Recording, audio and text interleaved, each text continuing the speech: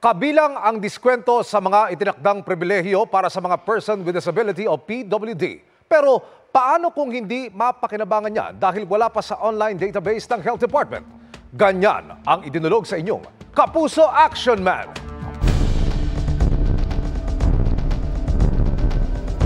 Itong ID ng anak ko na taga Valenzuela hindi tinatanggap dito sa kainan ng... So, ayan si Ma, may pang-verify sila. Hindi daw naka-register song anak ko na PWD.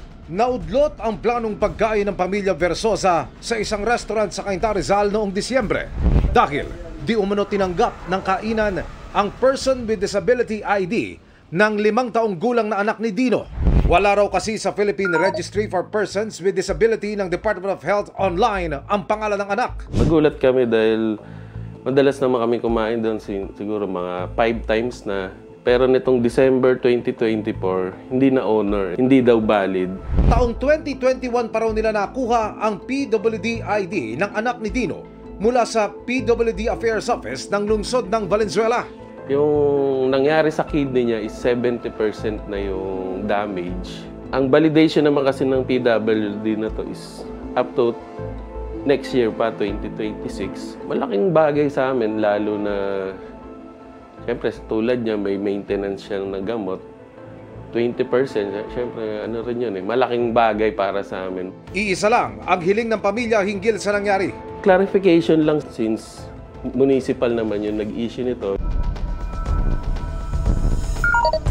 Tumulog ang inyong Kapuso Action Man sa ahensya ng gobyerno na pwedeng tumugon sa naturang hinaing. Ayon sa officer in charge ng Valenzuela City Person with Disability Affairs Office na si Snooki Cortez, kumpirmadong lehitimo ang PWD ID ng anak ni Dino. Pero hindi pa raw ito rehistrado sa Philippine Registry for Persons with Disability ng Department of Health online. Dahil sa naglipa ng mga peking ID, ginawa ang naturang website para beripikahin kung lehitimo ang PWD ID. Sa ngayon ay nagpapatuloy pa raw ang encoding ng detalye ng mga PWD card holder sa lungsod mula noong pandemya. Sinigundahan ito ng DOH lalo't may mga PWD ID record pa rin daw na wala sa kanilang registry.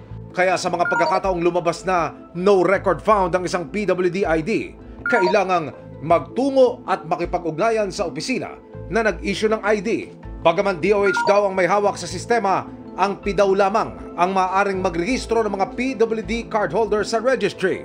I would like to inform the public na meron po tayong website naman sa National Council on Disability Affairs, ncda.gov.ph, and you can go there and search. May template naman siya.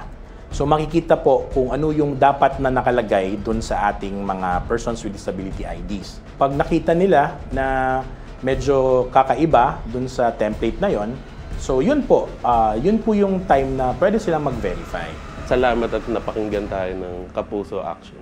Pinuntahan namin ang kainan para makuha ang kanilang panig ayon sa branch owner at supervisor. Sinimulan nilang mag-verifika ng PWD ID online noong 1 taon para iwas peke. Ang mga PWD ID umanong wala sa DOH registry online ay pinapayuhan nilang makipag-ugnayan sa issuing office.